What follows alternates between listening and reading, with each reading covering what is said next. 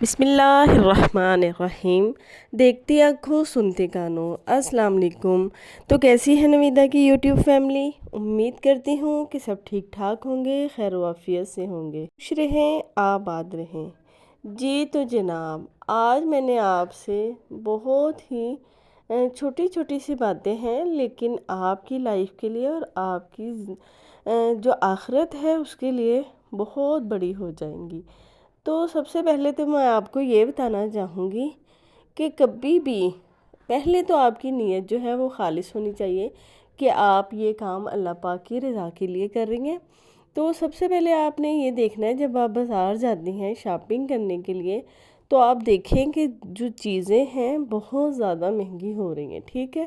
تو آپ لیتی ہیں کیونکہ آپ نے لینی ہے اور آپ کی ضرورت کی چیزیں ہیں اور آپ کو ان کی ضرورت ہے۔ تو وہاں پہ ہی بازار میں آپ کو کچھ بھائی صاحب جو بزرگ ہوتے ہیں وہ نظر آئیں گے۔ انہوں نے بازو پہ ایک تھیلا سا لٹکایا ہوتا ہے، جس میں کیا ہوتا ہے، ایک مسواک ہوتی ہے، یا پھر کوئی سرما ہوتا ہے، یا کوئی ایسی 10 20 20 30 30 والی جو چیزیں ہوتی ہیں وہ بیچ رہے ہوتے ہیں۔ تو اگر آپ کے پاس گنجائش نہیں ہے، آپ کو ضرورت نہیں بھی ہے، تو آپ نے کوشش یہ کرنی ہے کہ آپ ان سے چیز ضرور خریدا کریں۔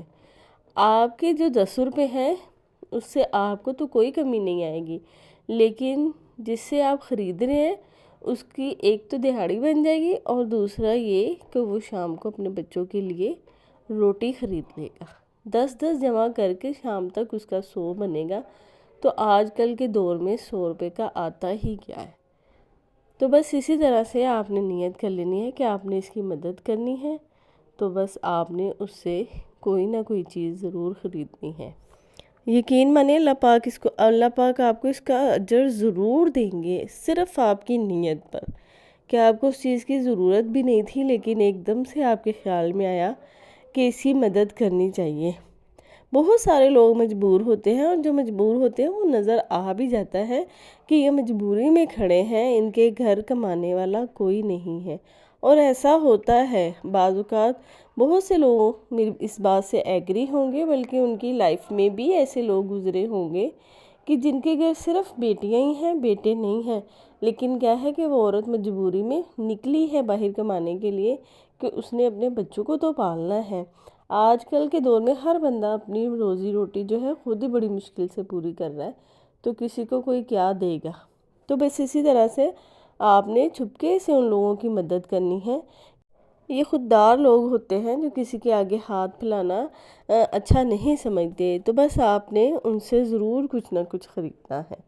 دوسری بات یہ کہ جب بھی آپ دیکھیں فروٹ والا یا سبزی والا جو بہت کم سبزی اور فروٹ لے کے کھڑا ہے، آپ نے کوشش کرنی ہے کہ آپ نے اس سے سبزی اور فروٹ لینا ہے، کیونکہ اس کے پاس اتنے ہی پیسے تھے کہ وہ جتنا اپنا سامان لا سکتا تھا اور بیچ سکتا تھا، اور شام کو اسی میں سے اس نے بچا کر اگلے دن کی سبزی بھی خریدنی ہے یا فروٹ بھی خریدنا ہے، اور اسی میں سے اس نے اپنا گھر بھی چلانا ہے۔ تو آپ نے کوشش یہی کرنی ہے کہ آپ نے ان سے سبزی فروٹ وغیرہ ضرور خریدنا ہے۔